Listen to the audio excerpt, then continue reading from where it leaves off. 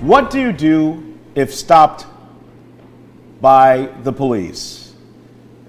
What do you do if pulled over and asked to breathe into a breathalyzer? To answer those questions and many more, we have with us here today attorney Zaki Tamir from the Tamir Group. Counselor, thank you for joining us here today. Thank you, Clark. Good day. I've been getting so many calls about these questions. Police interaction. We had a union official. We had two union officials from the law enforcement arena, and we spoke about police interaction. Tell us a little bit about, first of all, yourself. You're an attorney. Give us a little bit about your background. Sure, I am an attorney. I work here in New York City. I do have to just give a small disclaimer before I start. Absolutely. That I came here to discuss this matter, which I think is a very, very important matter. I'm here to demystify communications with law enforcement in general and police officers in particular in New York City. But none of the information that I give today is actual legal advice. I'm not giving any legal advice here at all. I'm here to discuss mainly human relations. What are your expectations, when you're dealing with law enforcement, when you're dealing with police officers, when you're dealing with the DA's office and the prosecution, or even with your own attorneys and family? What are you expected to do and how are you expected to behave? There's no attorney-client relationship being established here in any way, not with the public or any particular person, and not with you or not with any other individual or entity. So, but I am here for the discussion, though. Duly noted. We appreciate that. Thank you, sir. Police officer approaches you while you're walking down the street. Does that law enforcement officer has the right to stop you? And if he does, how does he articulate that stop? Okay, so firstly, there are a police officer to stop you in New York needs a reason. Okay, there has to be a reason why he's stopping you. That reason is not allowed to be based on race, religion, national origin. It's not allowed to be a profiling, reason. However, we have to always make the distinction. And I tell this to my kids also, and I tell it to my clients, and I tell it to people that ask me, and discuss the subject. Whether it's a car stop or whether it's a pedestrian stop, a certain distinction has to be made between what are my rights, meaning what is a police officer allowed to do and what is he not allowed to do. That's on one end of this evaluation. And the other end of the evaluation is, what is my response? What is my permitted response? And I'll give you an example of what I mean by that. If a police officer stops me in a car, let's say for argument's sake, he stopped me for absolutely no reason. He stopped me because I'm Jewish. He stopped me because I'm black. He stopped me because I'm Hispanic. He stopped me for an illegal reason, let's say. He says to me, "Can I search your car?" I say, "No, you cannot search my car." Now, even though the police officer, whether he's allowed to search your car or not search your car, has nothing to do with whether you gave him consent. Your consent, or whether you gave him consent or didn't give him consent, is only effective as to whether or not that search, the results of that search, will be admissible in court. So, if a person has a kilo of cocaine in his trunk and he says, "I don't give you permission to search my car," the police officer searches the car anyway, okay, finds the cocaine in the trunk, arrests the individual, puts him in for the night, goes in front of a judge the next day. Now there's a case against him in New York. He's being charged with drug possession. Before he goes to trial, there's going to be a hearing, okay? A hearing with respect to the search and seizure. Were the constitutional rights of the defendant violated? And is that kilo of cocaine fruits of the poisonous tree? To the poisonous tree.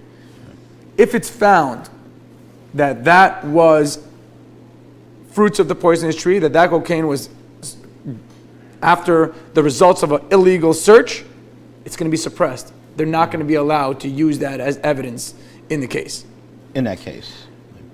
So my point is, when the police officer stops you and says, "Can I search your car?" you say no. If he says, "Pop your trunk," you pop your trunk. You still comply. And there's a human level over here, and this is whether you're a pedestrian or whether you're a driver. The police officer ultimately makes a decision at the end of the day as to whether or not he's going to search your car, whether or not he's going to arrest you. The DA's office is later on going to deal with whether it was a legal stop, whether it was a legal search, whether it was a legal arrest. Okay. Now, the person being stopped has one major tool that they could use, weapon they could use in this transaction or in this encounter with with law enforcement that proves to be the strongest and most effective thing in any one of these transactions. And it's called humility. It's an amazing, powerful thing.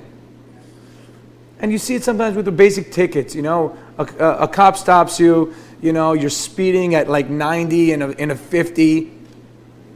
Not that I ever did that. Right. Duly noted. If a person is doing that. Right. And, the police officer comes over to the car and says, "Do you know why I stopped you?" And you're like, "Absolutely not. I have no idea."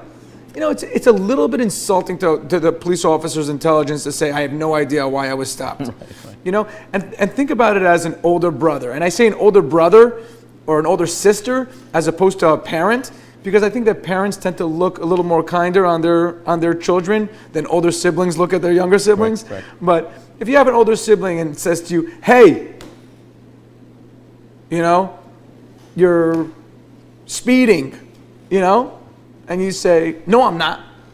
Or you say, "What are you talking about?" You try to lie, Right. It's just, you're pinning the police officer against you in that first second.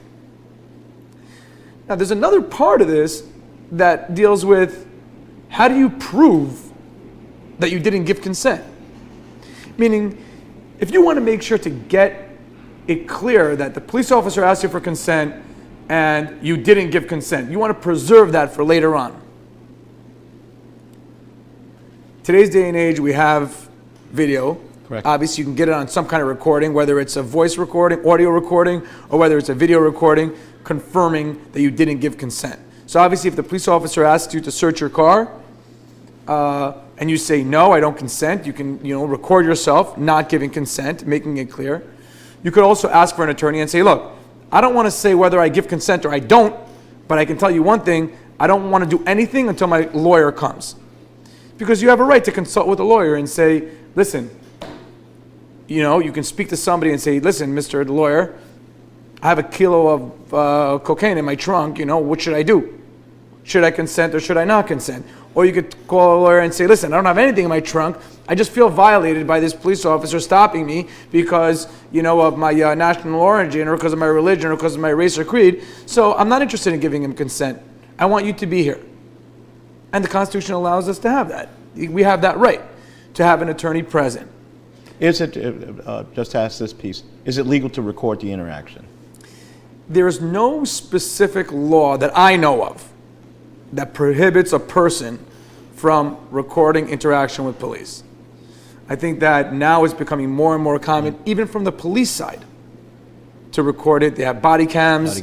And in many cases that I've dealt with recently, that that video footage on the body cams has proven to be very, very valuable evidence in the case and how things went down. Now, even on the prosecution side, when you're dealing with a case, the way that you deal with the case, the way that you handle yourself throughout the transaction and the dealings with the police and with the DA's office and with the judges and with the juries has a very strong influence on your case. Now, a lot of times people mistake certain statements and admissions as being, forthright or honest, and you can do all of that. But if a person is really concerned about a particular crime that they're involved with, God forbid, or they're involved with something that they're concerned could put them in serious legal danger, they should have advice of an attorney with them at the time, which they have a right to, at the time before they make decisions about whether they should speak, what they should say, how they should present themselves. A lot of times it's simply a matter of turning themselves in. Police officers will call me, and my experiences in the DA's office, I started off as a prosecutor, when I've gone into, in Brooklyn, I was in Kings County. It was very, very good experience. It was amazing. It started off my career in prosecution, and then changed over to defense, a few years later. But besides for the actual law and knowing your rights, an attorney is also able to advise you about, look, this is the way to go at this point. The police are reaching out to tell you, hey, you can turn yourself in now, and you can in effect say, okay, I did this. What is the best way to deliver the message to the police and to the prosecutor or to the judge that I'm sorry for what I did. I want to know if there's some way that I can, get a offer to be able to resolve this matter with the least amount of damage to myself. And you know what? In crimes that are non-violent crimes in New York, there is like the best system here that's growing in the past few years. It's just gotten better and better and better, like different alternatives to jail. Different alternatives to jail, different alternatives to deportation, alternatives to criminal records, especially in Brooklyn. I mean, Brooklyn is, very, very understanding and helpful with so many different programs and so many different opportunities to defendants to really get on the right track. Right. Now that we mentioned Brooklyn, say hello to DA Eric Gonzalez. Yeah. He's a good man. Very, very, very good DA. I mean, he's really, really unbelievable. I mean, he has really a heart. The perfect combination between somebody who's tough on crime, but really understands each case like it's an individual case. Like gives it the real care and because listen, there's who knows how many cases. Brooklyn is like huge. Right. The kind of cases that come through there, to be able to give it the type of tailored attention to each case is just an amazing, amazing feat. That it's just like it's a miracle how he was able to find that balance, and also the sensitivities of every type of community and every type of neighborhood and every type of taking all these things into consideration it's a balance that has to be perfected on a constant basis. Right. You know what I mean? It's not like okay, I got there, we're good. So I mean, we're very fortunate in Brooklyn. I'm from Brooklyn. I'm very involved with my community in Crown Heights. Yes, you are. And it's really, really amazing to have a DA like that. I got to say, this is coming from the defense side. Correct. Does that trickle down to the ADAs? Absolutely. I mean, it's the DA brings whoever the DA is at the particular time or whatever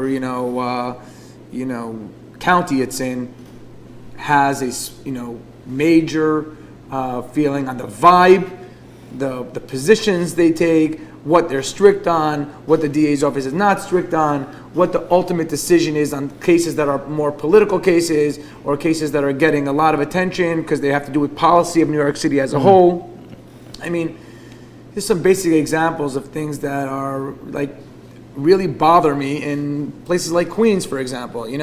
Over there, they have this policy where if a defendant who's arrested for a felony doesn't waive his right to 18080, which is that he has to be indicted within 6 days or else he gets released without bail, then the DA's office doesn't give him an offer. That's something it's very disturbing to me, and it really, it's unbelievable that they can just make that as a policy of the office. I mean, no offense to Queens or to the DA there, but this is a policy that's been for many years in Queens, and it's just, I think it's an awful policy. We're learning so much today, And don't go away, we're gonna come back from the break. Is driving a right or is it a privilege? On the other side of the break.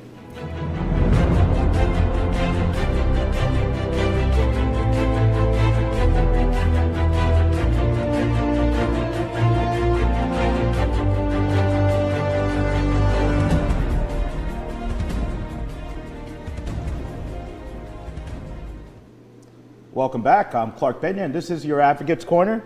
Had a great conversation earlier on the other side of the break where we spoke about police interaction. And we have with us to discuss, is driving a right or is it a privilege? We have Zaki Tamir from Tamir Law Group. Welcome back. Thank you. Is it a right or a privilege? So for I'm not giving legal advice. Absolutely. But I'm here for the discussion, and driving is not a right. We don't drive. Our driver's license that we receive is exactly that. It's a license. We receive a license as a privilege. So that becomes the most relevant when somebody gets stopped with allegations of driving while intoxicated or driving while impaired. Okay. Or driving under the influence of any kind of substance, even if it's not alcohol, something that impairs the mind in any way or impairs judgment in any way.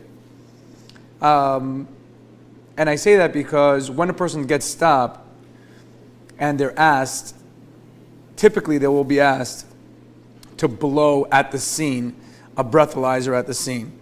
That breathalyzer is not very reliable. It's therefore not admissible in evidence, meaning later on, whatever a person blows at that scene is just really to give the police officer kind of an idea of where you're holding, like, how drunk is this guy?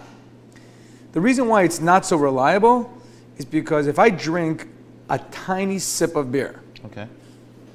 if I drink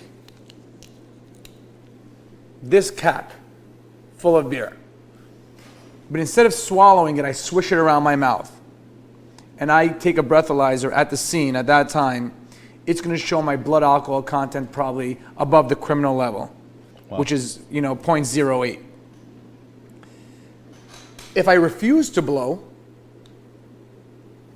the police will automatically, the DMV will automatically, based on the police, informing the DMV and informing the judge that I refused to blow, will automatically have my license suspended, pending the case. Okay? Now, at the scene, the residue in your mouth is very, very potent. It takes a person probably about close to 25 minutes or 20 minutes until the alcohol actually gets into his blood alcohol content. If a person does have just a tiny sip, if a person goes to church or goes to synagogue or goes to a service where they're drinking a tiny little bit of wine or a tiny little bit of beer or something, they should make sure to wash their mouth afterwards. So if they do get stopped, that they're able to blow, and it doesn't come out indicating that their blood alcohol content is off the charts. Okay. Now, because the blowing at the scene, that breathalyzer at the scene is not admissible, what the police will typically do is take you to the 7-8 precinct. There might be another precinct also that they take you to. Manhattan is a 2-8. Yeah. The 28 precinct that have the actual machine, the breathalyzer machine, the more reliable one that a person is given an opportunity to blow into. And the police will actually videotape the person at the time that they're being asked whether or not they agree to blow into the breathalyzer. That machine is a lot more accurate, but there have been attorneys that have argued to the jury, and I've seen unbelievable arguments in this area, that white bread or other substances can make it appear as if there's blood alcohol in my blood at higher rates than it actually is. Really? When you say white bread? White bread, regular white Really? bread. Okay. And a lot of these things, are, a lot of times people don't want to blow for different reasons. First of all, before we go into this, and I'll tell you what the legal level is, what's criminal, Okay. and what's legal. But before we go into that, I want to just clarify one thing. When we talk about this, and I always try to do this when I talk to my clients even, or when I talk to my family members or my kids, I say to them, look, you want to do an analysis about what you have to do and what your rights are, no problem. But look at it from the eyes of the victim of a DWI. Okay. While you're thinking and doing this analysis, imagine that you were hit, God forbid, walking down the street with a walk sign and got hit by a DWI, got hit by a drunk driver. Now do the analysis about what you believe the policy should or should not be. Right. Now, the policy is a very, very strict policy in general in all the boroughs, especially if there's an accident or injuries or anything like that. It's something which it's a devastating thing. You're talking about innocent people that are getting harmed from people that are literally getting into a car irresponsibly. And people think that, a lot of people know that the criminal level of blood alcohol content is 0.08. Okay, 0.08 is approximately 4 drinks. Okay, and what I mean by drink is 2 ounces of a spirit, which would typically like vodka or scotch, which would typically be 80 proof, 40% alcohol. So if you have 2 ounces of a spirit, it's equivalent to 8 ounces of wine, which is a typical wine glass. Okay. So a shot of a spirit compared to 8 ounces of wine, which is typically 13% alcohol, somewhere between 10 and 14% alcohol. So it will typically also 8 ounces of wine will bring a person up to 0.2. Okay. And 12 ounces of beer, which beer is typically like 5%. 6%, alcohol, the typical beer. So either 12-ounce beer, 8 ounces of wine, or a 2-ounce shot of spirit will bring you 0.2, which means that it takes about 25 minutes to set in. So if I go to a wedding and at 7 p.m. I have 4 shots, or 1 shot, 2 glasses of wine and 1 beer. Okay, I don't know how healthy that is, but let's say I do that. Right. It's a wedding. Right. So that will bring me to approximately 0.8. Okay. Now a lot of people bodies process differently, but there has to be some kind of gauge, and this is pretty much the gauge that I use and that I've learned about. That it's more or less talking about 4 drinks is going to bring you to criminal level. Now, even if you're 0.02. You can be stopped and arrested. Alcohol, but not for intoxication. You're not considered criminally intoxicated until you're 0.08. Okay? However, 0.02 is still going to get you arrested for a violation. It's not. What would be the violation? It would be impaired. Driving while impaired. Driving while impaired. Okay. So it would be a violation. It would still be a DWI violation, but it's not a crime. Okay? It's still can be very, you're still going to get arrested, you're still going to have a case, it's going to be a violation, it's going to be looked at a little bit less strictly, but it's still a case. Now, you lose about 3/4 of a drink. 75% of your blood alcohol is reduced per hour. Okay? So you want to say, if I have 4 drinks, I want to wait 5 hours after them if I have them all in one shot. You want to calculate the amount of time. If it's between shots, you want to think about that. But you want to give yourself enough time to sober up before you get into a car. But you also have to calculate that it takes about 25 minutes to get into your blood alcohol content. So if you're going to have 4 drinks, you better get comfortable if you're going to get into a car. What are the penalties, Counselor? A person is 0.08. You're arrested. What happens from there? What is the procedure? So it's an A misdemeanor. It's equivalent to an A misdemeanor. Okay, it's an unclassified misdemeanor, but it's equivalent to an A misdemeanor, and I say that because a person could potentially sit for a year in jail for driving while intoxicated. Okay, typically if it's a first arrest and if there's other mitigating factors, they won't be given the most strict, case, but if the person denies it and goes to trial and gets convicted and there were injuries and there's a lot of aggravating factors, then they may very well be looking at some serious amount of jail time. On a violation, I believe the maximum they can give you of jail time is 15 days. 15 days. So there are rights that people can have at the time when they're stopped. So, I have people come to me all the time, say, hey, if I leave this wedding right now, when I waited and I sobered up and everything's fine, but I'm still a little bit scared because maybe there's something on my lips or maybe there's not, I get stopped by a cop. What should I do? So, obviously, if a person is completely sober, didn't have anything to drink, right, is okay, they don't lose anything by blowing because it's at the scene, even though it's not admissible at trial, but they will still be able to walk away from that car stop and just not have any hassle. Right. If they are completely drunk, then it doesn't matter if they blow or they don't blow. It doesn't matter if their attorney comes or doesn't come. They're going to get arrested, they're going to go down, and their license is going to be suspended. The only question comes is that, do you have to blow? Okay? The answer is no, you don't have to blow. How about the other, standing on one leg and stuff like that? Is that also? So that's the second part of this is when they finally go to the precinct, right? And they have to blow. They're expected to blow a second time, right?